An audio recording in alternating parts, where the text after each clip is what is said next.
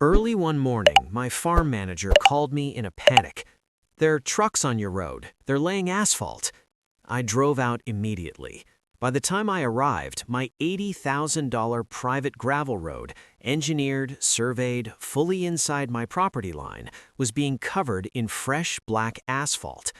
Rollers were moving back and forth. Workers in reflective vests acted like everything was normal. A large sign near the entrance read, "HOA Road Improvement Project." I walked straight to the foreman and told him this was private property. He barely looked at me. "HOA authorization," he said. A few minutes later, the HOA president pulled up in her SUV. She rolled down the window and smiled. "We upgraded it. You're welcome," as if she had done me a favor. I calmly asked, "Who gave you permission?" "It connects to our community," she replied. "That makes it our concern." I didn't argue. I just stood there watching the asphalt settle over the surface I had paid to design and build. What she didn't understand was that the road wasn't just gravel, it was engineered for drainage and heavy equipment. It was also connected to a gated access system that I controlled. 58 HOA homes relied on that road for daily entry and exit. They had legal access rights, but I owned and controlled the structure itself. That night, I reviewed every document, surveys, easements, maintenance clauses. What they had done was a permanent structural modification without owner consent. If drainage failed or damage occurred, liability would land on me.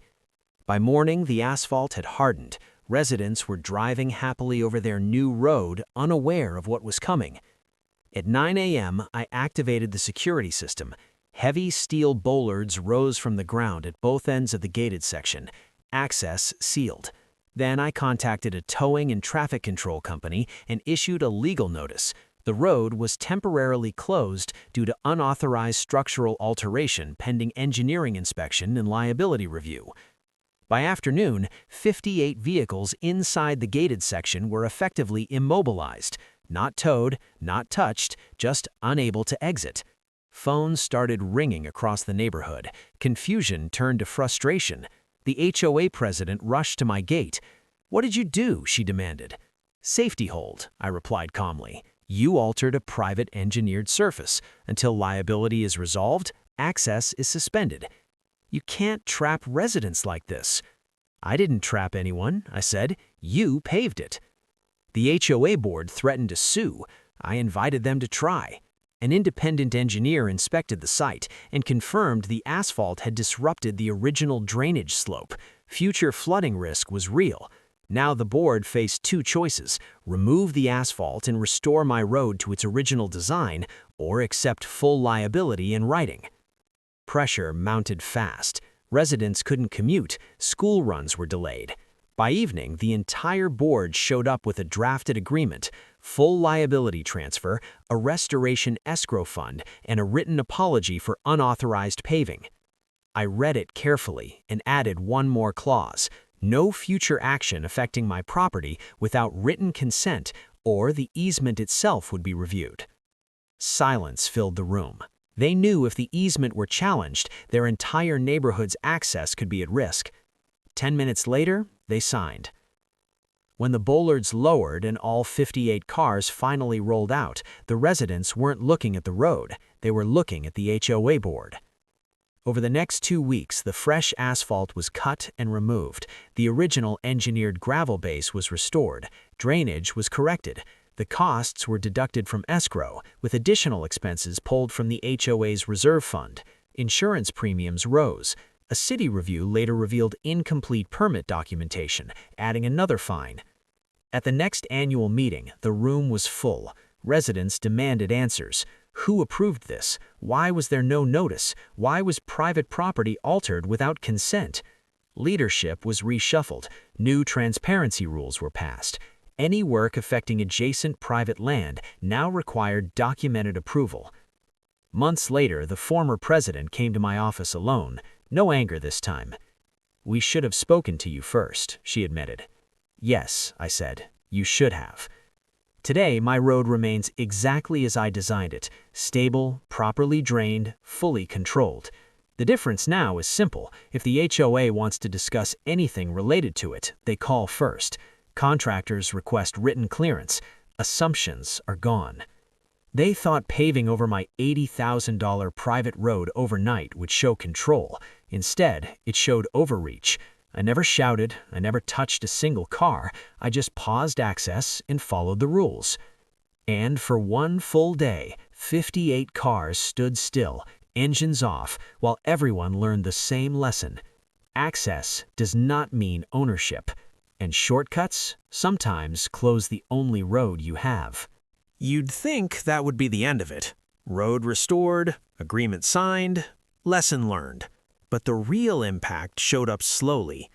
A few months later, the HOA sent out a notice to all residents about a special assessment adjustment. It wasn't huge, but it was enough to get attention. The reason listed was clear: legal fees, engineering inspections, asphalt removal, drainage correction, insurance premium increase. For the first time, the cost of one rush decision was printed in black and white for everyone to see. People started asking deeper questions. Who approved the project without a vote? Why was no legal review done? Why was private property treated like community land? The answers were uncomfortable. The board admitted they assumed I wouldn't push back. They thought cooperation was automatic. They thought speed would prevent resistance. They were wrong. The HOA updated its bylaws soon after. Any external construction affecting property boundaries now required written consent from the property owner and a full member vote. Engineering review became mandatory. Nothing could be labeled an upgrade without documentation. My road was mentioned directly as the example of what not to repeat. What surprised me most wasn't the rule changes, it was the attitude shift. Contractors working in the area began reaching out to me before staging equipment near my boundary. Board members introduced themselves respectfully instead of acting entitled. Even residents who had been angry during the access shutdown later admitted something important. If I hadn't acted when I did, the liability could have been worse for everyone. One evening, months later, I drove slowly down my restored gravel road at sunset. The drainage lines were working perfectly after a recent rain. The surface was firm and exactly as designed. At the entrance, the ballards were down, invisible beneath the ground, quiet, waiting, just in case. That was the real difference. Control didn't come from blocking cars, it came from knowing I could. They paved over my private road overnight, thinking surface equals ownership. I reminded them that structure, law, and access matter more than appearances. And ever since that day, no one confuses connection with control. Because sometimes the strongest message isn't in what you take away, it's in what you temporarily stop. About a year later, something almost ironic happened. The HOA approached me with a proposal, this time formally, respectfully, and fully documented. They wanted to discuss a shared drainage improvement near the edge of my property to prevent future runoff issues during heavy storms. No assumptions, no equipment on site, just a meeting request. I agreed. We sat at a long table with engineers, surveys, and written drafts. Every line was reviewed, every responsibility clearly assigned. They asked for my input before finalizing anything. The difference from that first morning was almost hard to believe. At one point, one of the newer board members said quietly, "We learned the hard way that private means private." No one laughed, no one argued. It wasn't a joke, it was policy now. The project moved forward properly. Permits were filed, costs were shared fairly. Work was scheduled with my written consent, and when construction vehicles arrived, they called me before entering. Small detail, big difference. Sometimes I think back to that first sight of black asphalt covering my road. If I had reacted emotionally, yelled, blocked workers physically, escalated publicly, the situation could have spiraled. Instead, I let the paperwork, the engineering, and the access control system do the talking. The 58 cars that disappeared for a day were never towed, never damaged. They simply couldn't move until responsibility was acknowledged. That pause changed everything. Now when I drive down my road, it's quiet, stable, controlled. The HOA still uses it, legally, respectfully, and carefully, and the unspoken understanding remains clear. Connection does not equal control. Access does not equal authority, and if you build over something that isn't yours, don't be surprised when the road suddenly stops working for you. Years passed, and the story slowly turned from controversy into caution. New homeowners who moved into the neighborhood would sometimes hear about the road incident. It wasn't told with anger anymore, it was told as a reminder. The HOA now operated very differently. Meeting minutes were detailed, votes were recorded, legal review became standard before any project. Even small landscaping changes near property lines required written confirmation. No one wanted a repeat of the day when 58 cars sat still because someone assumed too much. One afternoon, after a heavy storm, I drove down the road to inspect the drainage. Water flowed exactly where it was designed to go. No pooling, no erosion, the engineered base held firm. That's when it hit me. If they had kept that asphalt layer without correction, the long-term damage could have cost far more than money. Foundations, driveways, even home slabs could have been affected. The shutdown hadn't just protected my investment, it may have protected theirs too. Occasionally, I still see the former HOA president walking her dog near the entrance. We exchange a simple nod. No tension, just acknowledgement. She once tried to show control with a construction crew in fresh asphalt. Instead, she learned that real control comes from understanding boundaries, legal and physical. The Bowards remain hidden beneath the surface, silent and unused. I rarely think about activating them anymore, but their presence represents something important: preparedness. I don't need to prove authority loudly because the structure is already in place. In the end, the lesson wasn't about revenge or embarrassment. It was about balance. Communities function best when respect flows both ways. Private property isn't an obstacle to improvement, it's a boundary that requires conversation. They paved over my $80,000 private road overnight, thinking progress couldn't be stopped. All it took was one quiet pause to show them otherwise. And since then, no one confuses access with ownership ever again. The police arrived with lights flashing, and for the first time since this mess began, the HOA board members weren't standing tall with their usual smug smiles. They were pale, sweating, whispering to each other like scared kids. Officer Daniels stepped out of the cruiser and looked at me. "Sir, we received multiple reports of stolen vehicles." I nodded calmly. "You'll want to see this."